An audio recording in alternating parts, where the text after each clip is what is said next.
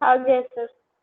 ठीक है, आज का जो हमारा टॉपिक है स्टूडेंट्स, आप देख पाएंगे अभी स्क्रीन पे टाइप्स ऑफ कंपनीज। अभी स्क्रीन पे आएगा तो तमन्ना बताएंगी। हाँ तमन्ना आ गया स्क्रीन आ पे। गया सर। ठीक यस है, सर। तो आज का, ठीक है म्यूट कर लो बेटा। आज का जो हमारा टॉपिक है that is types of companies. ठीक है, हम लोगों ने पिछली क्लास में कंपनी के बारे में पढ़ा था कि जॉइंट स्टॉक कंपनी क्या होती है, और हमने ये पढ़ा था कि ये एक ऐसी कंपनी होती है जिसमें इनका खुद का वॉलंटरी एसोसिएशन, मतलब इसमें क्या होता है, ये अपने नाम से जमीन परचेज कर सकती हैं, इनके पास अपना खुद का राइट होता है और बहुत सारे मेंबर्स होते हैं, बहुत सारे लोग पैसे लगाते हैं और तब ये बनती है। तो आज हम इनके बारे में पढ़ेंगे कि कितने तरह की कंपनीज होती हैं। सबसे पहले आप देखो, तीन तरह की कंपनीज होती हैं। एक तो होती है प्राइवेट कंपनी, एक होती है पब्लिक कंपनी, और एक अभी हाल फिलहाल में ही स्टार्ट की गई है वन पर्सन कंपनी। ठीक है, तो ये भी बहुत ही इंटरेस्टिंग है और ये तीनों के बारे में हम पढ़ेंगे। ठीक है, तो इन दोनों के बारे में हमारे बुक में बहुत ज्यादा डिटेल में है सिलेबस में, और वन पर्सन कंपनी के बारे में बस थोड़ा सा मीनिंग दिया हुआ है, लेकिन मैंने कोशिश की है कि ज्यादा से ज्यादा जितना डिस्कस हो सकता है हमने करेंगे। देखिए, सबसे पहले प्राइवेट कंपनी की बात करते हैं। प्राइवेट कंपनी क्या होती है, आप देखो, अ private company means a company which, इसकी डेफिनेशन है कि प्राइवेट कंपनी उसी को कहा जाता है विच, पहला, restricts the rights of members to transfer its shares. होता है क्या है बेटा, जो प्राइवेट कंपनियां है ना, इनके जितने भी मेंबर्स होते हैं उनके पास अधिकार नहीं है अपने शेयर्स को शेयर करने का। शेयर्स क्या होते हैं मैं बता चुका हूँ। ये शेयर्स जो होता है, जब कंपनी को बहुत पैसे की जरूरत होती है तो कंपनी क्या करती है, पैसा जो है शेयर्स के थ्रू मंगाती है। यानी यूं कह लो कि जितना भी इसको पैसा मंगाना होता है उसका कुछ हिस्सा उसको तय करना पड़ता है, और वो हिस्सा शेयर्स के थ्रू वो रेज करती है। तो अब जैसे मान लीजिए आप, मैं हूं, तो मैं अगर प्राइवेट कंपनी का मेंबर हूं, तो मैं प्राइवेट कंपनी के शेयर को किसी तीसरे को, आपको नहीं बेच सकता। जैसे मान लो आप मेरे को कहते हो कि सर मुझे प्राइवेट कंपनी का शेयर आपके पास एक है और उसकी कीमत 500 है, एक शेयर की कीमत 500 है और मेरे पास 10 शेयर्स रखे हुए हैं, तो आप समझ सकते हो मेरे पास 5000 का इन्वेस्टमेंट है, तो मैं आपको वो 10 में से एक भी शेयर बेच नहीं सकता।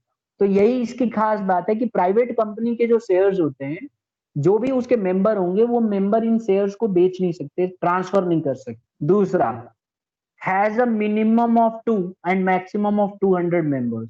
दूसरे में ये बोला है कि इसके पास कम से कम 2 मेंबर होने चाहिए और ज्यादा से ज्यादा 200 मेंबर, 200 मेंबर्स हो सकते हैं। तो याद रहे स्टूडेंट्स, प्राइवेट कंपनी के पास जो मेंबर्स होते हैं कम से कम मिनिमम 2 होने चाहिए और मैक्सिमम 200 से ज्यादा नहीं हो सकते, ये याद रखना है। तीसरा, does not invite public to securities. देखिए, ये जो है ना, ये इनविटेशन नहीं करती है। मतलब मैं आपको बताऊं क्या होता है, जो पब्लिक कंपनियां हैं, अभी हम प्राइवेट की पढ़ रहे हैं, जो पब्लिक कंपनियां हैं अगर उनको पैसे की जरूरत होती है तो वो जनता जनार्दन से पैसे मंगा सकती हैं, यानी कि बाहर के जो लोग हैं उनसे बोल सकती है कि आप आइए हमारी कंपनी में पैसा लगाइए। प्राइवेट कंपनी ऐसा नहीं कर सकती है, प्राइवेट कंपनी जनरल पब्लिक से पैसे नहीं मंगा सकती है। ठीक है, वो सिर्फ जो है अंदर के जो लोग हैं जिन्होंने बिजनेस में हैं वही उन्हीं से पैसे रेज करेगी। कभी भी बाहर की जनरल पब्लिक से पैसे नहीं मंगा सकती है और उनको इनवाइट नहीं कर सकती है पैसा देने के लिए। अब जैसे मैं आपको समझाऊं, जितनी भी पब्लिक कंपनियां हैं इनके शेयर्स मार्केट में अवेलेबल है। अब जैसे मान लीजिए आपके पेरेंट्स के पास सपोज करो 5 लाख रुपए फालतू पड़े हुए हैं और अभी उनको लग रहा है कि उनको इसकी जरूरत नहीं है फिलहाल, तो और उनको ये भी पता 3 साल तक तो उनको बिल्कुल भी, तो ऐसे में उनके पास एक है कि वो पैसा ले जाके बैंक में जमा करा दें या पोस्ट ऑफिस में जमा करा दें जहां उनका पैसे के ऊपर इंटरेस्ट मिलेगा, या फिक्स डिपॉजिट, या कुछ भी इस तरह का इन्वेस्ट कर दें। और दूसरा तरीका ये है कि वो शेयर्स खरीद लें।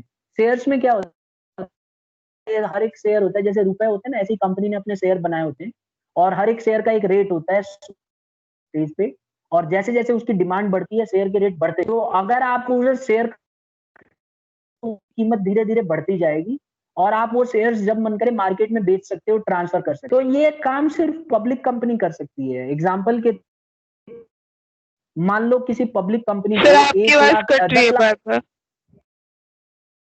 अच्छा, सभी में ऐसा ही हो रहा है क्या? एक दो बच्चे और बताएं या औरों में साफ है? हो रहा है। यस सर, आवाज क्लियर है सर। कट रही है सर, आवाज आपकी। क्लियर है ना? नहीं सर, यस कट सर। रही है। नो सर कट ठीक है रही है। अच्छा, कट रही है। दिन में किस में क्लियर आ रही है, किसी में नहीं आ रही है? सर मेरे में आ रही है। ठीक है, तो बेटा आपकी तरफ से इशू है, सही हो जाएगा, रिजॉल्व हो जाएगा। देखो नेक्स्ट है कि तो मैंने ये बताया, 3 चीजें बताया। प्राइवेट कंपनी वो कंपनी होती है जो रेस्ट्रिक्ट करती है अपने मेंबर्स को कि आप शेयर को ट्रांसफर नहीं कर सकते। दूसरा हमने पढ़ा कि इसके अंदर जो मेंबर हैं ज्यादा से कम 2 होने चाहिए और ज्यादा से ज्यादा 200। और तीसरा हमने पढ़ा कि जितने भी प्राइवेट कंपनियां हैं जनरल पब्लिक को इनवाइट नहीं कर सकती हैं कि आइए हमारे शेयर्स को खरीदिए। तो it is necessary for a private company to use the word private limited.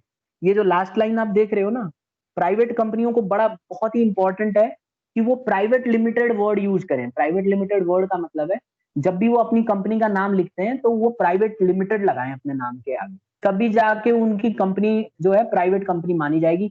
ये इसलिए रखा गया है रूल कि सामने वाले को पता चल जाए कि ये कंपनी प्राइवेट है। तो आप जब भी कभी आगे देखना कोई भी कंपनी का नाम, तो आप अगर उसके आगे लिखा होगा प्राइवेट लिमिटेड तो समझ जाना कि ये प्राइवेट कंपनी है, और अगर उसे पब्लिक लिमिटेड लिखा होगा तो समझ जाइएगा कि public limited company. Am I audible now? कोई बच्चा है लिमिट क्यों जिसको लगाया आगे? बेटा सर आपकी ये आवाज कट रही है कंपनी, बीच बीच में और अब तो आ ही नहीं रही। बेटा ऐसा ही हो रहा है क्या सबके साथ? No sir sir. अभी तो आ रही नो सर। अभी बेटा एक अभी आ बार रही ना, है। हाँ आ रही है, और जिसको भी दिक्कत हो रही है एक बार बंद करके दोबारा स्टार्ट करो, आ जाएगी। ठीक है, अब देखो नेक्स्ट है। तो मैंने अभी 3 चीज बता दी, एक बार फिर से मैं जल्दी जल्दी बता दूं। प्राइवेट कंपनी वो कंपनी है जो अपने मेंबर्स को ट्रांसफर करने से रोकती है, यानी कि उनको अधिकार नहीं है कि अपने शेयर्स, अपने ही कंपनी के खरीदे हुए शेयर्स किसी और को दे सके। दूसरा, कम से कम 2 मेंबर होने चाहिए और ज्यादा से ज्यादा 200 मेंबर्स हो सकते हैं प्राइवेट कंपनी में। तीसरा, does not invite public to subscribe shares. कभी भी जो प्राइवेट कंपनियां हैं जनरल पब्लिक को नहीं बुला सकती हैं शेयर्स को सब्सक्राइब करने के लिए, यानी कि जनरल पब्लिक को परमिशन नहीं होती है कि वो पब्लिक कंपनी प्राइवेट कंपनी के शेयर्स को खरीदें। और एक और चीज हमेशा याद रखना है, प्राइवेट कंपनी को ये कंपलसरी है कि वो अपने नाम के आगे प्राइवेट लिमिटेड वर्ड यूज लिख करें, जो मैंने हाईलाइट किया है। नेक्स्ट, अब आ जाता है पब्लिक कंपनी। दूसरे नंबर पे जो हमने पढ़ना है पब्लिक कंपनी। देखिए पब्लिक कंपनी क्या है, बिल्कुल उसी की तरह है, थोड़ा थोड़ा फर्क। कह रहा है as per the companies act a public company is the one which. अगर हम कंपनीज एक्ट के अकॉर्डिंग देखें, हमेशा याद रखना 2013 या 1956 जितने भी पीछे के एक्ट हैं सब लागू होते, तो उनके अकॉर्डिंग पहला बताया गया कंडीशन कि इसके पास कम से कम 7 मेंबर्स होने चाहिए। और लिमिट अगर आप देखो तो नो लिमिट, मैक्सिमम की कोई लिमिट नहीं है। अगर आपको याद होगा प्राइवेट कंपनी में कम से कम 2 थे और ज्यादा से ज्यादा 200 थे। यहाँ पे कम से कम 7 मेंबर होने चाहिए, 7, और मैक्सिमम की कोई लिमिट नहीं है, करोड़ों भी हो सकते हैं, अरबों भी हो सकते हैं। तो इसमें कोई लिमिट नहीं है, मैक्सिमम मेंबर्स कितने भी हो सकते हैं। दूसरा, has no restriction on transfer of securities. आपको याद है कि प्राइवेट कंपनी में हमने पढ़ा था वहां रेस्ट्रिक्शन है। अब यहाँ पे ये बोला है कि यहाँ पे कोई रेस्ट्रिक्शन नहीं है student, there is no restriction in public company. Public company के अंदर कोई भी रेस्ट्रिक्शन नहीं होती है, अपने सिक्योरिटीज को जैसे मन करे ट्रांसफर किया जा सकता है। तो याद रखना है। See, it is not prohibited from inviting the public to subscribe to its securities.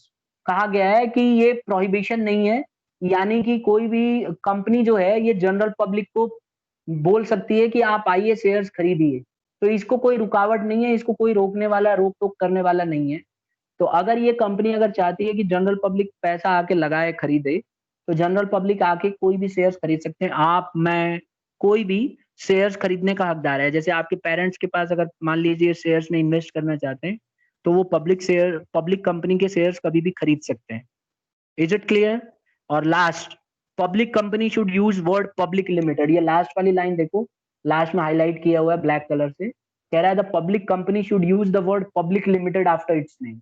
जैसे प्राइवेट कंपनी को प्राइवेट लिमिटेड वर्ड यूज करना होता है, ऐसे ही पब्लिक कंपनी को पब्लिक लिमिटेड वर्ड यूज करना होता है अपने नाम के एंड में।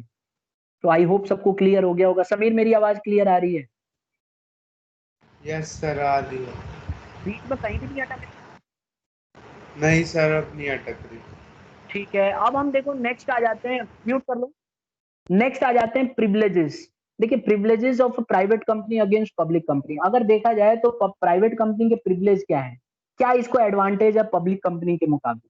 तो बहुत सारे एडवांटेज हैं। देखिए सबसे पहला इसका प्रिविलेज ये है कि कह रहा है कि a private company can be formed by only 2 members whereas 7 people are needed to form a public company.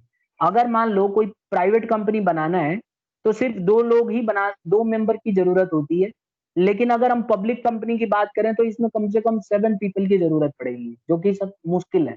तो आप समझ सकते हो प्राइवेट कंपनी स्टार्ट करना काफी आसान हो सकता है फॉर्म करना।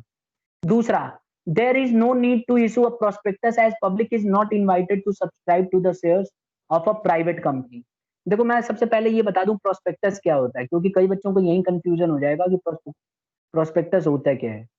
देखिए जब आप स्कूल में एडमिशन लेते हो या कहीं पे भी कोर्स करने के लिए जाते हो तो आपने देखा होगा इंस्टीट्यूट्स वाले भी या कॉलेजेस भी, आपके ब्रदर सिस्टर पढ़ते होंगे तो बड़े बड़े यूनिवर्सिटीज में एडमिशन लेते हैं या इवन स्कूल्स में भी।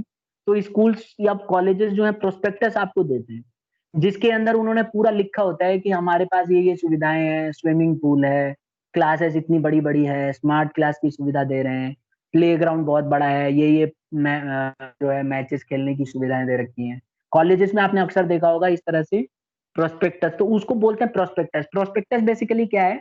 एक ऐसा बुकलेट है जो उस ऑर्गेनाइजेशन के बारे में लोगों को बताता है और एक तरह से इनविटेशन देता है जनरल पब्लिक को कि आप हमारे में आ सकते हैं और इस आने का आपको ये फायदा मिल सकता है। तो यही प्रोस्पेक्टस है। अब क्योंकि हमने पढ़ा था कि जो पब्लिक कंपनी है इसके पास राइट है कि ये जनता को बुला सकती है अपने शेयर्स को खरीदने के लिए, तो पब्लिक कंपनी को प्रोस्पेक्टस साइन इशू करना पड़ेगा जब भी उसको शेयर्स मंगाना है। पहली बार जब भी मार्केट में वो शेयर मंगाएगी तो वो प्रोस्पेक्टस इशू करेगी जिसमें लिखेगी कि हमारी कंपनी इतनी अच्छी कर रही है, पिछली बार हमारे शेयर्स के रेट इतने बढ़े हैं, हमारे इतने शेयर होल्डरों को इतना फायदा हुआ है और हमारी कंपनी आगे चल के इतना कमाने की उम्मीद कर रहे हैं और ऐसे ऐसे बिजनेस करने वाली है। और बिजनेस के कुछ आइडियाज भी लिखे जाते हैं और कई बार तो पीछे का ट्रैक रिकॉर्ड भी दिया जाता है कि इतना इतना प्रॉफिट हमने कमाया है पिछले 5 साल या 10 साल। तो इस तरह से दिया जाता है जिससे कि लोग अट्रैक्ट हों और आपकी कंपनी के शेयर्स खरीदें, क्योंकि आदमी तभी शेयर्स खरीदता है जब उसको इन्वेस्टमेंट करना होता है और कमाना होता है। तो इसीलिए प्रोस्पेक्टस जारी करना बहुत जरूरी है, ये रूल है। कंपनीज एक्ट में ये साफ साफ लिखा गया है कि किसी भी कंपनी को पहली बार जब शेयर इशू करेगी किसी भी फील्ड में तो उसको प्रोस्पेक्टस इशू करना पड़ेगा और उसके बारे में जनता को अवेयर कराना पड़ेगा और तभी जाके शेयर्स इशू कर सकती है। तो बेसिकली पब्लिक कंपनी को शेयर प्रोस्पेक्टस इशू करना पड़ेगा और प्राइवेट कंपनी को अपना कोई भी प्रोस्पेक्टस इशू करने की जरूरत नहीं है। आई होप क्लियर हो गया होगा सबको ये वाला point class. Yes sir. Yes ठीक है, यस तो सर। प्रोस्पेक्टस समझ में आ गया बेटा सबको क्या होता है? ये एक ऐसा इनविटेशन है, एक ऐसा डॉक्यूमेंट है जो कंपनी की तरफ से दिया जाता है अपने शेयर होल्डर्स को मार्केट में, जिससे कि उनको ये पता चल सके कि क्या क्या सुविधाएं हैं और उनको अट्रैक्ट किया जा सके। तीसरा है allotment of shares can be done without receiving the minimum subscription. कह रहा है private limited company can start business as soon as receives the certificate of incorporation. मैं इसको सिंपल करके बता देता हूँ। अगर कोई प्राइवेट कंपनी है तो उसको जैसे ही सर्टिफिकेट ऑफ इनकॉर्पोरेशन मिलेगा, ये हम आगे इसके बारे में बड़ा डिटेल में पढ़ने वाले हैं, बस इतना समझ लीजिए कि सर्टिफिकेट ऑफ इनकॉर्पोरेशन होता है कि उसको एक सर्टिफिकेट मिल जाता है कि आप रजिस्टर्ड हो चुके हो, तो ऐसे में वो कंपनी स्टार्ट कर सकती है। जैसे ही उसको रजिस्ट्रेशन का सर्टिफिकेट मिल जाएगा सरकार की तरफ से, वो कंपनी स्टार्ट कर सकती है। लेकिन अगर वही पब्लिक कंपनी है तो वो सर्टिफिकेट ऑफ इनकॉर्पोरेशन मिलने के बाद भी उसको कम से कम मिनिमम सब्सक्रिप्शन का होना जरूरी है, उसके लिए एक अलग से सर्टिफिकेट होता है, वो भी उसको चाहिए होता है। तो ये इसको प्रिविलेज है। प्राइवेट कंपनी खाली सर्टिफिकेट ऑफ इनकॉर्पोरेशन पेश करके बिजनेस को स्टार्ट कर सकती है, लेकिन पब्लिक कंपनी ऐसा नहीं कर सकती। ये नुकसान है पब्लिक कंपनी को। चौथा, a private company needs to have only 2 directors. देखो मैं सिंपल कर दूं, जब भी कोई कंपनी स्टार्ट होती है ना बेटा, तो प्राइवेट कंपनी में सिर्फ 2 डायरेक्टरों की जरूरत होती है, जबकि पब्लिक कंपनी के अंदर 3 डायरेक्टरों की जरूरत होती है। तो आप समझ सकते हो प्राइवेट में 2 और पब्लिक में 3, तो किस में फायदा है? अगर आपको डायरेक्टर बनाने हैं तो 2 डायरेक्टर से ही काम चल जाएगा प्राइवेट कंपनी में। तो आप अगर प्राइवेट कंपनी स्टार्ट कर रहे हो तो you will have to take only 2 directors, जो कि बहुत ही आसान हो जाता है, और 3 डायरेक्टर में थोड़ा सा इनकन्वीनियंट होता है। तो ये एक बड़ी प्रिविलेज आपको दी जाती है अगर आप प्राइवेट कंपनी स्टार्ट करते हो। ठीक है। लेकिन एक चीज ध्यान रखना, however the maximum number of directors for both the types of companies is 15। लेकिन ज्यादा से ज्यादा जो ये डायरेक्टर्स रख सकते हैं, दोनों चाहे प्राइवेट हो चाहे पब्लिक हो, 15 डायरेक्टर्स रख सकते हैं। और एक और है, private company is not required to keep an index of members while the same is necessary in the case of a public company। मैं इसको सिंपल भाषा में समझाऊं, ये इसमें बहुत ही ज्यादा कंफ्यूजन होता है बच्चों को। इंडेक्स ऑफ मेंबर्स क्या होता है बेटा? जब मीटिंग होती है ना, एनुअल जनरल मीटिंग, तो उसके उसके अंदर रूल बनाया जाता है कि मेंबर्स इतने होने चाहिए, मीटिंग के अंदर मौजूद होने चाहिए इतने लोग। तो ये प्राइवेट कंपनी के लिए कोई भी कंपलसरी नहीं है, जबकि पब्लिक कंपनी के लिए कंपलसरी है। और मैं डिटेल में बाद में बताऊंगा इसके बारे में। बस इतना समझ लीजिए कि प्राइवेट कंपनी को इंडेक्स ऑफ मेंबर्स की जरूरत नहीं होती है, और पब्लिक कंपनी को इसकी जरूरत होती है। जब एनुअल जनरल मीटिंग होती है तो कंपनी की स्ट्रेंथ कितनी है, कितने लोग हैं वहां पे, उसके हिसाब से उसको इंडेक्स तैयार करना पड़ता है कि उस मीटिंग में, जब एनुअल जनरल मीटिंग हो रही होगी किसी बहुत बड़े 5 स्टार होटल में, ये मीटिंग होती है, हर कंपनी की होती है। तो आप कभी यूट्यूब पे सर्च करोगे ना, तो एनुअल जनरल मीटिंग आज सर्च करना किसी कंपनी की, देखना कितना बेहतरीन होती है। उसमें क्या होता है, जितने भी बोर्ड ऑफ डायरेक्टर्स होते हैं और बड़े बड़े शेयर होल्डर्स होते हैं, उनको इनविटेशन दिया जाता है और वो लोग आके मीटिंग को अटेंड करते हैं, और सारा खर्चा जो है कंपनी बियर करती है, बड़ा महंगा पड़ता है। और इसके अंदर कुछ रूल्स हैं जो फॉलो किए जाते हैं। तो वो रूल्स जो हैं बहुत ही ज्यादा कंपलसरी होता है, और ये काफी सीक्रेटली, मतलब इसको पब्लिक डोमेन में ज्यादा रखा नहीं जाता। इसीलिए आप जब सर्च करोगे ना, तो आपको काफी कॉम्प्लिकेटेड मिलेगा, मतलब एकदम वैसे नहीं मिलेगा आपको। कोई बहुत बड़ी बड़ी कंपनियों का तो बड़ा मुश्किल हो जाएगा आपको मिलना, क्योंकि ये कंपनी कभी भी जनरल पब्लिक को नहीं दिखाती है। एनुअल जनरल मीटिंग जो होटलों में होता है, ये मतलब पब्लिक डोमेन में नहीं आता है। अगर कोई वहीं का बंदा हो, कोई मेंबर हो, और उसने वो मीटिंग अटेंड की हो, या सीएस हो या सीए हो, और उसको ये एक प्रिविलेज मिला हो, वो भी प्रिविलेज तब मिलता है जब उसने पैसे लगा रखे। तो मतलब अब अगर उसने पैसे लगाए हैं तो वो सीए नहीं बन सकता उसका। तो बहुत ही कॉम्प्लिकेटेड होता है ये मिलना। अगर इसकी वीडियो वैसे फिर भी मिल जाएगी आपको, अगर किसी कंपनी ने पब्लिक डोमेन में रखा हो। तो ऐसे में आप देखोगे कि बहुत ही खर्चा होता है, करोड़ों रुपए खर्च होते हैं, लेकिन अगर वो मेंबर उतने ना आए उस दिन जितने जरूरी होते हैं, तो वो मीटिंग रद्द हो जाती है और दोबारा करनी पड़ती है। तो इसी को बोलते हैं इंडेक्स ऑफ मेंबर्स, ये होने जरूरी है। ठीक है। तो यही था। प्रिविलेज क्या, प्रिविलेज का मतलब है प्राइवेट कंपनी को क्या क्या एडवांटेज है। हमने क्या क्या पढ़ा, एक बार मैं फिर बता दूं। सर जियो हमने का दे रखा है। जियो का दे रखा है बेटा, देगा तो सभी का, लेकिन बहुत ही ओपनली नहीं देगा।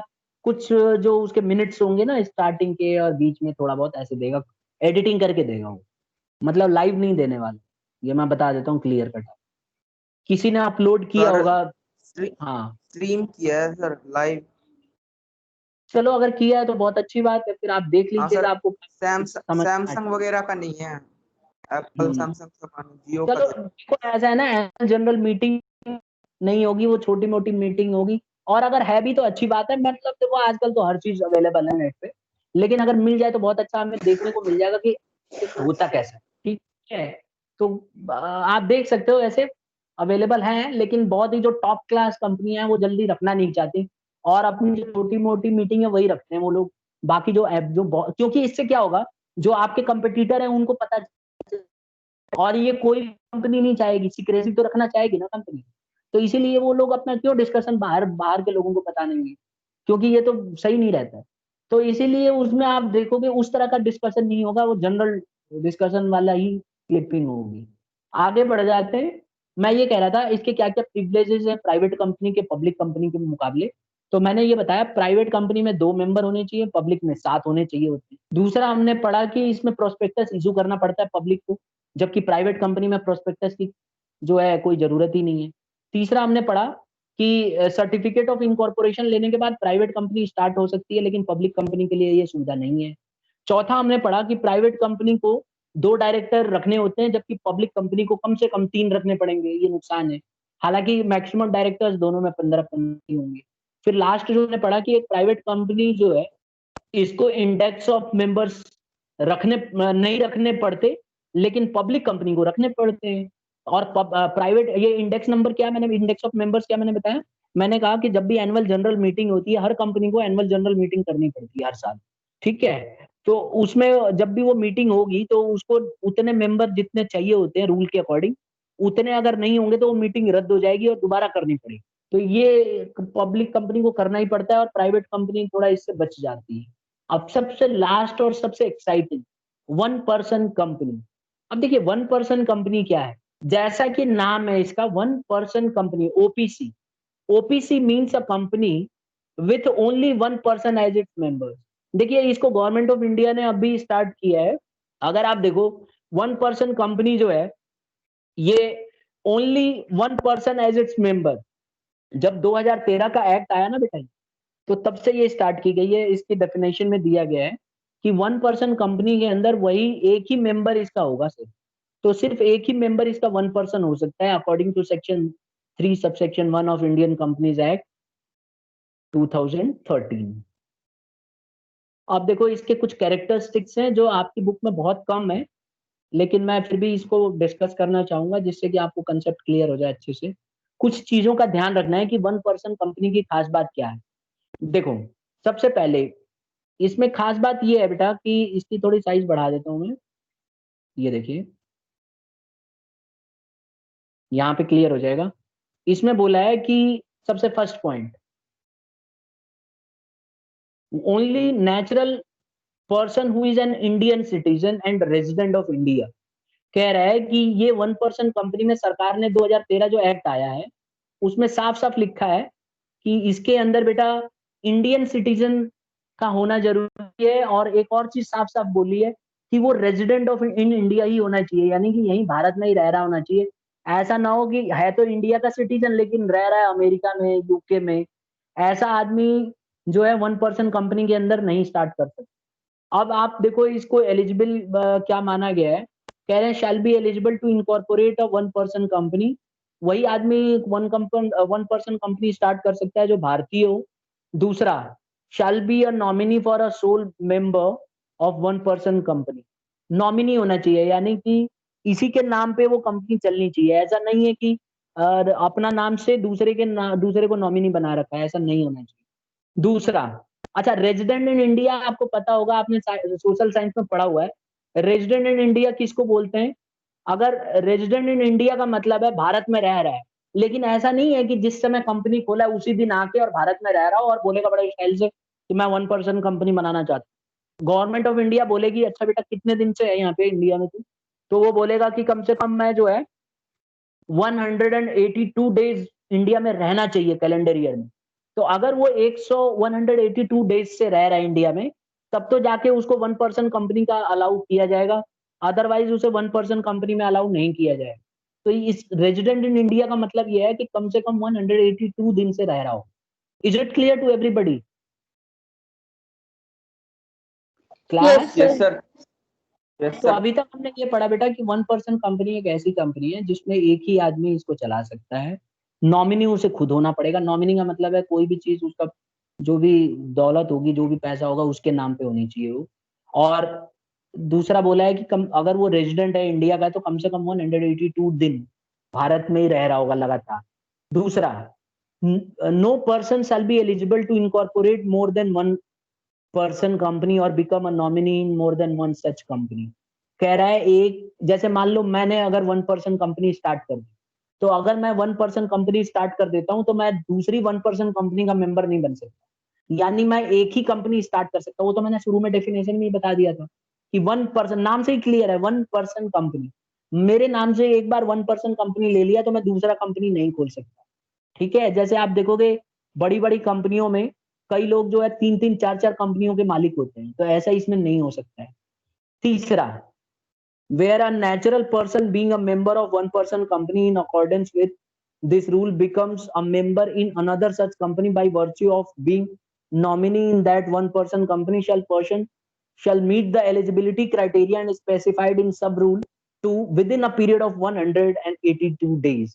देखो मैं आपको इसको सिंपल करके बता दूं कि एक तो नेचुरल पर्सन समझ लीजिए बेटा, नेचुरल पर्सन जैसे हम आप सब है ना। ऐसा नहीं है कि किसी, अगर ये नेचुरल पर्सन नहीं लिखा होगा ना तो कई लोग पता है क्या करेंगे, जापान में देखते हो ना रोबोट आजकल है, रोबोट के नाम पे कंपनी स्टार्ट कर देंगे वो, इसीलिए नेचुरल पर्सन शुरू में भी लिखा हुआ था। तो ये जो है एक नेचुरल पर्सन ही इसको स्टार्ट कर सकता है, और रूल में साफ साफ लिखा गया है कि जो नॉमिनी होगा वो नॉमिनी जो है उसकी रेजिडेंसी के हिसाब से बनाया जाएगा, और कम से कम नॉमिनी जो है एक से ज्यादा कंपनी में वो नहीं हो सकता। ऊपर में डिस्कस किया है, इसमें थोड़ा सुधार किया गया है कि नॉमिनी एक से ज्यादा कंपनी में वो नहीं हो सकता। लेकिन आप सोच के देखिए, कल को वो जब मर जाएगा तो कहीं ना कहीं तो नॉमिनी दूसरा आना चाहिए ना, ठीक है। तो ये इसका जो क्लोजेस्ट रिलेटिव होगा वही नॉमिनी बन जाएगा। लेकिन इसमें ये लिखा नहीं रहता, सीधा नॉमिनी वही आदमी के नाम पे रहता है जिसने कंपनी स्टार्ट की है। चौथा लिखा है no minor shall become member और नॉमिनी ऑफ अ 1% कंपनी। कोई भी माइनर नहीं बन सकता। जैसे मान लो आप 18 साल से कम के एज के हो, तो आप कल जाके खड़े हो जाओ, बोलो भाई मैं 1% कंपनी स्टार्ट करना चाहता हूँ, तो आपको हाथ जोड़ लेगा रजिस्ट्रार, भाई आप नहीं बन सकते, आप जाइए, आप 18 साल से ज्यादा के नहीं है, आपकी एलिजिबिलिटी नहीं है। आप ये बोलोगे मैं तो 182 डेज से रह रहा हूँ, मैं भारत का नागरिक हूँ, सब कुछ फुलफिल कर रहा हूँ, लेकिन वो बोलेगा आप नॉमिनी, आप जो है अभी माइनर हो, आप नहीं बन सकते। तो इसीलिए ध्यान रहे कि इसमें माइनर आदमी जो है इसका सुविधा नहीं उठा सकता। पांचवा, such company can not be incorporated और converted into companies under section 8, है ना, 8 ऑफ द एक्ट। कह रहा है कि इस तरह की company companies under section 8 act में नहीं आ सकती। कंपनी सेक्शन 8 क्या होती है, अब ये समझना पड़ेगा, बड़ा खतरनाक है। देखिए कंपनी सेक्शन 8 में सिंपल बता दूं बेटा, ये वो कंपनी है जो प्रॉफिट के लिए काम नहीं करती।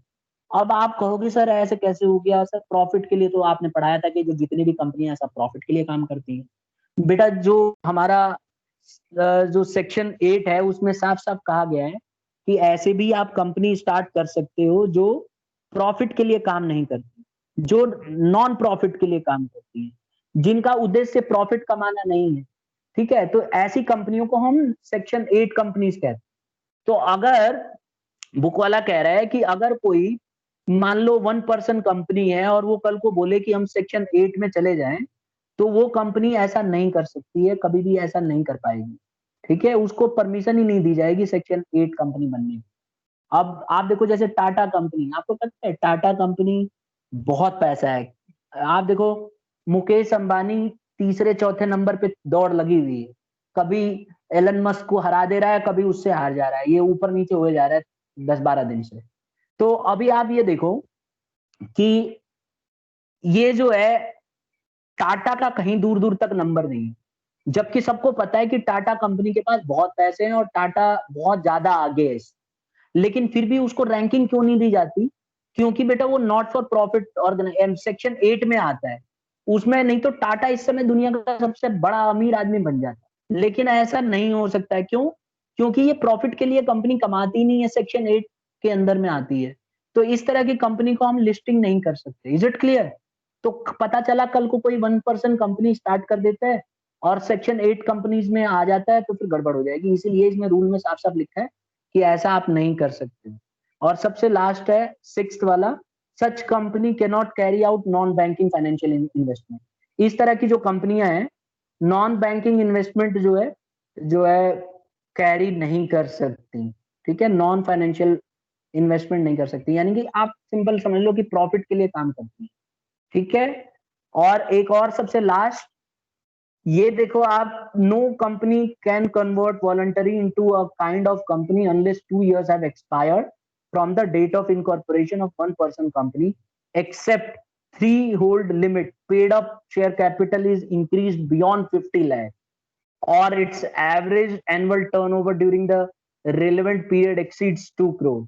तो आप ये देखो कि कोई भी कंपनी का अगर एवरेज पीरियड, इसमें एक रूल बनाया गया बेटा, ध्यान रखना कि इसका एवरेज एनुअल टर्नओवर यानी कि जो सेल है 2 करोड़ से ज्यादा नहीं होना चाहिए, ठीक है। अगर ऐसा 2 साल तक लगातार 2 साल का एवरेज 2 करोड़ से ज्यादा आ जाता है तो ये अपने आप ही 1% कंपनी से हट जाएगी। इसीलिए इसमें कुछ कंडीशन है कि ज्यादा पैसा ना लगे। पता चला किसी ने 1% का फायदा उठा के और अरबों खरबों का डील कर रहा है, तो इसीलिए इसको ये स्पेशल प्रोविजन दिया गया है हमारे कंट्री के। इसके बारे में खाली डेफिनेशन दी है बुक में, लेकिन फिर भी अगर आप अपने अंडरस्टैंडिंग के लिए ये वाला टॉपिक आप लिख लेना नोटबुक में, और वो आगे चल के इसके बारे में और डिटेल में आप पढ़ोगे। फिलहाल ये काफी है हमारे समझने के।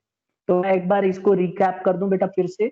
1% कंपनी जो है, मैंने बताया आपको कि 1% कंपनी एक ऐसी कंपनी है जो सिर्फ एक आदमी के द्वारा शुरू किया जा सकता है, जैसे मैं कर सकता हूँ, आप भी कर सकते हो 18 साल पूरा होने के बाद। लेकिन उसकी कंडीशन क्या है बेटा, कि आप सबसे पहले एक 1% कंपनी वही स्टार्ट कर सकता है जो भारत का नागरिक हो, ठीक है, और इंडियन सिटीजन हो। देखो यहाँ पे लिखा हुआ है इंडियन सिटीजन हो और रेजिडेंट इन इंडिया हो, दोनों चीजें होना जरूरी है। दूसरा हमने पढ़ा कि इसके अंदर आप नॉमिनी अगर बनते हो तो एक से ज्यादा का कंपनी का नॉमिनी नहीं बन सकते। तीसरा हमने पढ़ा कि आप एक नेचुरल पर्सन होने चाहिए, ठीक है, और 182 डेज के लिए रह रहे होने चाहिए इंडिया के अंदर। चौथा हमने पढ़ा कि कोई भी माइनर पार्टनर, इसका माइनर बच्चा जो है, जो 18 साल से कम की उम्र है, वो इसको स्टार्ट नहीं कर सकता।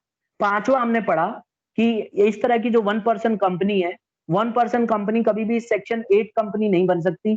सेक्शन 8 कंपनी के बारे में मैंने क्या बताया बेटा, आप 12th में पढ़ोगे इसके बारे में। सेक्शन 8 कंपनी वो कंपनियां हैं जो प्रॉफिट के लिए काम नहीं करती, जो लोगों की भलाई के लिए काम करती हैं, है ना, और सोसाइटी की मदद करने के लिए काम करती हैं, वो है। कोऑपरेटिव सोसाइटी नहीं है, कहीं कंफ्यूज मत हो जाना, ये नॉट फॉर प्रॉफिट ऑर्गेनाइजेशन मानी जाती है, ठीक है। जो संस्थाएं होती हैं, जो ट्रस्ट होते हैं, ये इस तरह के जो कंपनी, सर इसमें ये 1% कंपनी में मतलब कि क्या मतलब केवल एक ओनर एक होता है या फिर मतलब वर्कर भी नहीं रखता है? नहीं, वो ओनर एक होता है बस, वर्कर तो रखेगा ही बेटा, लेकिन हाँ, ओनर एक, वही। मालिक एक होगा, और बाहर के लोगों से पैसा भी रेज नहीं कर सकता। जैसे सर, देखो, सोल हाँ, प्रोप्राइटरशिप भी तो कुछ ऐसा ही होता है सर। बहुत बढ़िया क्वेश्चन है बेटा, मैं यही सोच रहा था कि कोई बच्चा पूछे। आपके दिमाग में ये आ रहा होगा कि सर फिर तो सोल प्रोप्राइटर ही ज्यादा बढ़िया है ना यस सर। बेटा, लेकिन सोल प्रोप्राइटर में कुछ कमियां हैं। देखो, सोल प्रोप्राइटर में इतना पैसा उसके पास होता नहीं है, लेकिन अगर आप 1% कंपनी स्टार्ट करते हो तो आपके पास बहुत सारे अधिकार हो जाएंगे और आपको एक कंपनी की तरह ट्रीट किया जाएगा। और सोल प्रोप्राइटर में आपने पढ़ा है, कितना भी आप बड़ा सोल प्रोप्राइटर बन जाओ, आप 1% कंपनी को टक्कर नहीं दे सकते। सोल प्रोप्राइटर बहुत छोटे लेवल पे माना जाता है, जबकि 1% कंपनी एक कंपनी, ठीक है। और इसके लिए एक अलग से प्रोविजन है। सोल प्रोप्राइटर तो आप कहीं भी बन सकते, अपनी खुद की यस दुकान सर। भी सोल प्रोप्राइटर, लेकिन 1% कंपनी की वैल्यू बढ़ जाती है। और इसके अंदर जो है आपको बहुत सारी सुविधाएं भी मिलती है, आप बैंक से लोन भी ले सकते हो कंपनी के नाम पे, और जो जो कंपनियों को सुविधाएं मिलती हैं उस तरह की सुविधा आपको मिलने लगेगी। हमारी इंडियन गवर्नमेंट ने सोचा कि आगे चल के ये बहुत ही जरूरी है कि 1% कंपनी हो, क्योंकि आगे आप देखो आने वाले टाइम में बहुत ज्यादा कॉम्प्लिकेटेड होने वाला है प्रोसेस। तो इसीलिए गवर्नमेंट ने 2013 का जब एक्ट आया तभी ये प्रोविजन रख दिया कि 1% कंपनी रख देते हैं, और बहुत अभी कम लोगों ने 1% कंपनी स्टार्ट की। ठीक है, आगे बढ़े। Yes sir. अब हम पढ़ेंगे बेटा पब्लिक कंपनी और प्राइवेट कंपनी के बीच में डिफरेंस। सर वो लास्ट 7th वाला पॉइंट एक बार और बता दो। फिर से बता देता हूँ। देखो 7th वाला पॉइंट ये था कि देखो एक चीज, मैं दो ही चीज बताऊंगा, इसको सिंपल करके बताता हूँ। ये एक्चुअल क्या है ना, एकदम कंपनीज एक्ट से उठाया है, जो कंपनीज एक्ट 2013 में लिखा है ना, एज इट इज उठा लिया मैंने। देखो लैंग्वेज कितनी टिपिकल है। ये बोल रहा है बेटा कि कंपनी के पास, देखो यहाँ पे ये वाली लाइन समझो आप, लास्ट सेकंड लाइन देखो, मैं पढ़ कह रहा है कि 1% company except threshold limit paid up share capital is increased beyond 50 lakh or its average annual turnover during the relevant period exceeds 2 crore। कह रहा है कि ये पेड अप कैपिटल जो है, जैसे लोगों से ये पैसा मंगाता है, अगर ये कंपनी लोगों से पैसे मंगाती है तो 50 लाख से ज्यादा एक साल में नहीं मंगा सकती। बात क्लियर है आपके दिमाग में? पेड अप कैपिटल, जैसे मान लो आप अगर सोल प्रोप्राइटर हो तो कोई पैसा आपको देगा नहीं, लेकिन अगर आप 1% कंपनी हो तो पैसा रेज कर सकते हो, ठीक है। और दूसरी बात, आप कोई भी सामान बेचोगे खरीदोगे तो जो भी आपका टर्नओवर होगा, टर्नओवर का मतलब है सेल होगा साल भर का, वो आपका 2 करोड़ से ज्यादा नहीं होना चाहिए annual average period of 2 years. 2 साल के अंदर 2 करोड़ का एवरेज होना चाहिए। जैसे मान लो आपने पहले साल सिर्फ 1 करोड़ कमाया और अगले साल आपने 2.5 करोड़ कमाया, मतलब सेल कर लिया, कमाया नहीं सेल किया, तो आपका टोटल कितना हो गया बेटा? 3.5 करोड़। अब इसका एवरेज निकालो, 2 करोड़ से कम आ रहा है तो आप यस सर। 1% कंपनी में एलिजिबल हो। अब आपने पहले साल जो सेल किया है 1 करोड़ का किया, और अगले साल आपने सेल कर दिया 4 करोड़ का, अब आपका एवरेज कितना आ रहा है? 2 साल का एवरेज 2.5 कितना? करोड़ का। अब आप गड़बड़ कर गए, आपको लिमिट ध्यान रखना है। आप 2 करोड़ से ज्यादा नहीं जाओगे। जैसे ही 2 करोड़ से ज्यादा जाओगे आपकी कंपनी 1% कंपनी का अधिकार खो देगी। तो ये चीज आपको याद रखना। सर फिर क्या बन जाएगी वो? बेटा ये फिर आपके पास जो राइट है ना सोल प्रोप्राइटर, ये 1% कंपनी का, ये अपने आप डिसॉल्व हो जाएगा, वायलेशन हो जाएगा। इसीलिए आपको ये चीज ध्यान रखना होगा कि आप जब 1% कंपनी बनाते हो तो आपको इसका फायदा खूब होगा, कंपनी की तरह फायदा होगा। आप 1% कंपनी अपने टाइटल में लगाओगे ब्रैकेट में, लेकिन इसका एक नुकसान ये भी है कि एक लिमिट करके रखी हुई है कि आप ज्यादा सेल ना करो, क्योंकि अगर आप ज्यादा सेल करोगे तो आप इसको मिसयूज करोगे। गवर्नमेंट चाहती है हमारी देश की कि लोग जो हैं और प्रमोट हो और बिजनेस करना शुरू करें। अब आप ये देखो बेटा, 2 करोड़ बहुत होता है, 2 करोड़ कम नहीं होता है, 2 करोड़ का सेल काफी माना जाता है। और 1% कंपनी एक छोटी कंपनी होती है जैसे सोल प्रोप्राइटर। आप इमेजिन करो, एक सोल प्रोप्राइटर 2 करोड़ का सेल तो जनरली करता नहीं है, छोटा मोटा सेल करता है। एक दुकानदार कितना सेल करता है?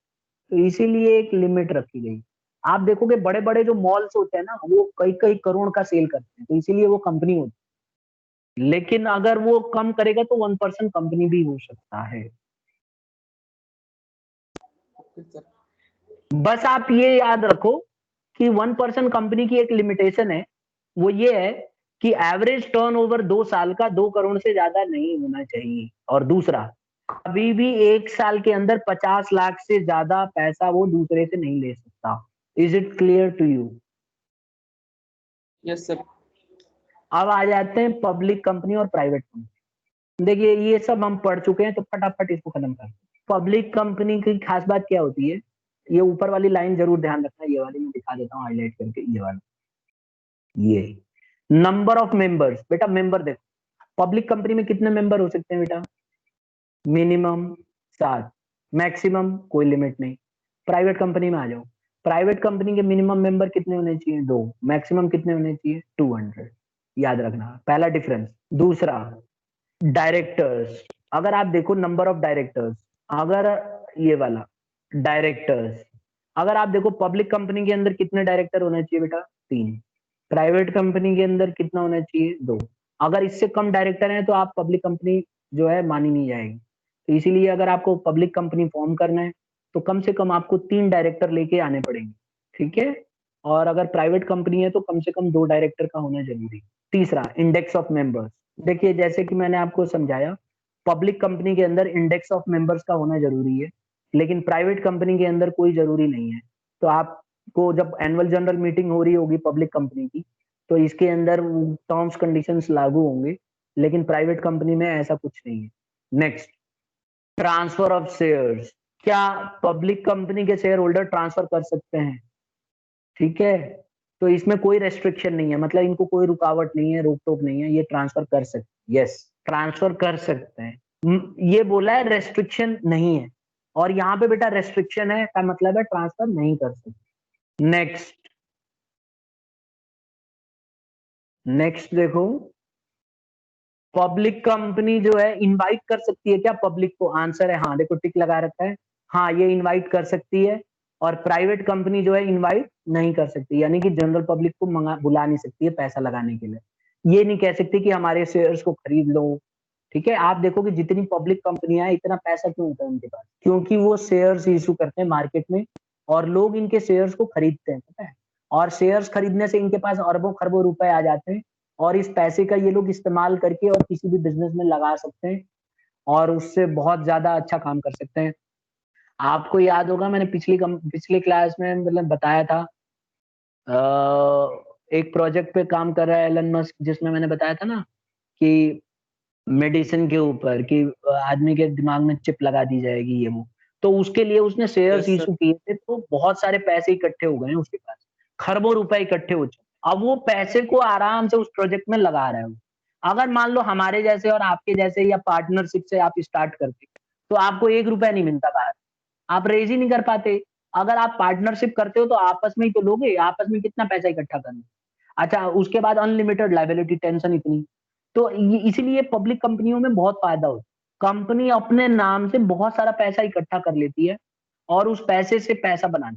अब आपको मैं अगर कहता हूँ, मान लो कि आपको मैं 10 करोड़ दे देता हूँ, बोलता हूँ इससे काम करो, तो आप अगले दिन से कमाना शुरू कर दोगे, क्योंकि पैसे से ही तो पैसा कमाया जाता है। तो यही फायदा है कंपनियों के अंदर, आप अच्छे अच्छे मैनेजर हायर कर लोगे, आप अच्छे अच्छे एम्प्लॉयज हायर कर लोगे, उनको सैलरी दोगे और उन्हीं की कमाई से अपनी कमाई बनाओगे, यही कंपनियां करती हैं।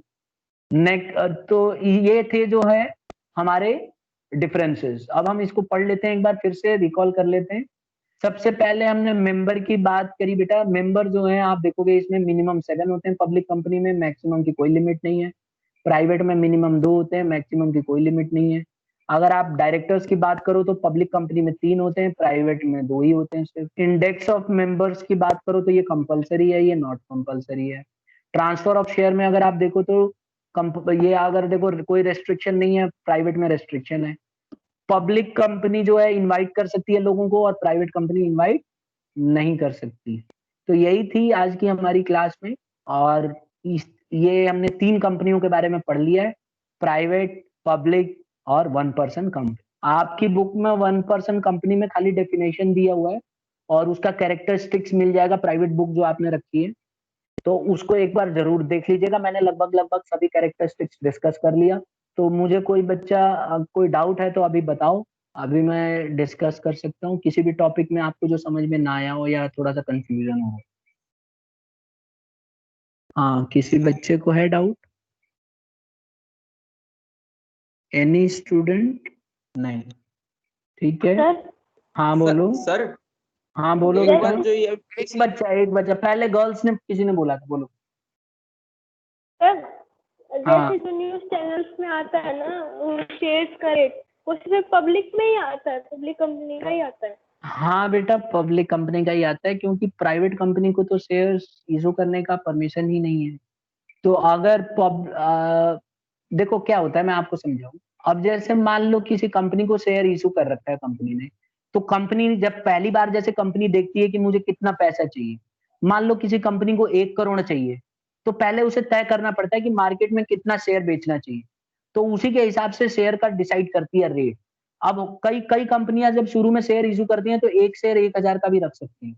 अब वो 1,000 का शेयर डिमांड के हिसाब से बढ़ता रहता है उसका रेट और घटता रहता है। अब मान लो आपने 1,000 का शेयर खरीद लिया, उसका रेट अगले दिन 150 रुपए का हो गया, 1,500 रुपए का हो गया, उछाल हो गया एकदम। तो आपका वो जो 1,000 रुपए का आपने एक शेयर खरीदा था, आज उसका दाम 1,500 हो जाएगा। तो आपको एक ही दिन के अंदर एक शेयर पे 500 का कमाई हो जाएगी। तो इस तरह से चलता है। आप जो टीवी में देखते हो ये शेयर्स के रेट अप डाउन होते रहते हैं, ये डिमांड और सप्लाई के हिसाब से होता है। कंपनी अच्छा करेगी तो शेयर बढ़ेगा और कंपनी खराब करेगी तो शेयर्स घटेगा। अभी आप ये देखो, रिलायंस जियो के शेयर्स 20 दिन के अंदर ही अंदर उसमें कुछ नहीं तो 30% से ज्यादा का उछाल आया है। तो अगर किसी आदमी ने 20 लाख रुपए लगा दिया है तो वो 6 लाख रुपए 20 दिन के अंदर ही कमा चुका है। अगर मान लो आप शेयर्स खरीदे हो 20 लाख के रिलायंस जियो के पिछले 20 दिन के अंदर, तो आज की डेट में आप कम से कम 6 लाख रुपए का प्रॉफिट हो रहा है। तो आप जब मन करे शेयर को बेच के और 6 लाख रुपए कमा सकते हो और किसी थर्ड पार्टी को भी बेच सकते हो। और अगर कहीं नहीं बिक रहा है तो शेयर मार्केट में बेच लो, दिल्ली में है, बॉम्बे में है, इसके लिए एजेंट्स होते हैं, ऑनलाइन ट्रेडिंग भी होती है, आप कैसे भी कर सकते हो। हाँ, और कोई क्वेश्चन? बॉयज में से किसी ने पूछा था बेटा?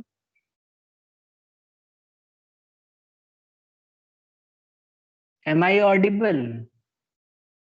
Yes sir. हाँ, यस किसी सर। और बॉयज में से किसी ने पूछा था, पूछना है? नहीं कोई सर, अब नहीं पूछना। ठीक है, यही पूछ रहे थे क्या? Yes sir. ठीक है बेटा, इसके बारे में और हम पढ़ेंगे डिटेल में फॉर्म्स में नेक्स्ट वाले टॉपिक में, तो ये क्लियर होगा। थोड़ा सा कॉम्प्लिकेटेड है टॉपिक क्योंकि सब चीज एक साथ ही आ जाती है, लेकिन धीरे धीरे आप इसको रीडिंग करो बुक में घर में और अच्छे से क्लियर होगा और इसके बारे में और जानकारी। और अगर हो सकता है ना तो आज ही यूट्यूब पे एक बार सर्च करना एनुअल जनरल मीटिंग किसी कंपनी की, ठीक है? सर और रिलायंस का हर बार का आता है। तो आता है तो बेटा ऐसा है ना, जो इम्पोर्टेंट डिस्कशंस होते हैं वो नहीं आएगा, मैं गारंटी के साथ बता रहा हूँ। लेकिन फिर भी पब्लिक डोमेन में अगर कंपनी ने रखा है तो अच्छी बात है, देख सकते हो। इससे थोड़ा आपको आइडिया होगा कि कैसे एनुअल जनरल मीटिंग होती है, किस तरह से बोर्ड ऑफ डायरेक्टर्स वहां पे बैठे रहते हैं, क्या क्या बातचीत होती है, आपको काफी अच्छा। सर उसमें सर क्या कहते हैं, अभी एक कोविड-19 वाला था तो इस साल वाले में सर वो क्या कहते हैं, मुकेश अंबानी बस स्टेज पे हाँ। खड़ा था और वीडियो कॉन्फ्रेंसिंग पे बात हो रही थी, मतलब ऐसे करके। बेटा ये एनुअल तरह जनरल का। मीटिंग नहीं है, लेकिन चलो ठीक है, आप देख लीजिए। एनुअल जनरल मीटिंग दूसरे तरह से होती है, वो उसमें अलाउड नहीं होता है रिकॉर्डिंग, पहली बात तो ये है, ठीक है। लेकिन यस सर। और इस तरह के डिस्कशन होते रहते हैं ना भाई, प्राइवेट कंपनी पब्लिक कंपनियों में तो डिस्कशन हर समय चलता रहता है। अभी मैं बात कर रहा हूँ, कहीं ना कहीं उनका सेमिनार चल रहा होगा, तो ये तो उनका दिन भर चलता रहता है, उन्हीं में से रिकॉर्डिंग होती है। लेकिन एनुअल जनरल मीटिंग की भी रिकॉर्डिंग्स आपको मिल जाएंगी, अगर कंपनी ने कहीं ना कहीं तो अपलोड किया ही होगा, आपने वेबसाइट पे तो जरूर किया होगा। जो बहुत जरूरी नहीं है वो कर देते। तो और ऑनलाइन ऑनलाइन भी चलता है, जैसे सत्यम का कह रहा हूँ, इसका सत्यम कंपनी का तो नहीं है, मैं एक बार नाम बताऊं, इन्फोसिस इन्फोसिस का ऑनलाइन होता है, तो उसका मिल जाएगा आपको, ठीक है। ये इंडियन आईटी की कंपनी है, देख लो दुनिया की टॉप 3 कंपनियों में से एक है, तो इनका मिल जाएगा। इंडिया की भी देख लो, बहुत बड़ी बड़ी कंपनी है, ऐसी बात नहीं है, ठीक है। अब बट टाटा टाटा कंपनी अगर मान लो सेक्शन 8 में नहीं होती ना, तो वर्ल्ड में टक्कर दे रही होती, मुकेश अंबानी की कंपनी को तो कब की हटा चुकी है। लेकिन वही है कि अलग अलग तरह की कंपनियां, ठीक है। तो स्टूडेंट्स आज का यही है, मैं भेज दूंगा पीडीएफ, आप इसको नोट कर लेना है, और पिछली वीडियो भी देख लेना अच्छे से, जिससे कि और कंसेप्ट क्लियर हो। पहले आप उसको देख के करोगे तो और आपका जो है कंसेप्ट क्लियर होगा,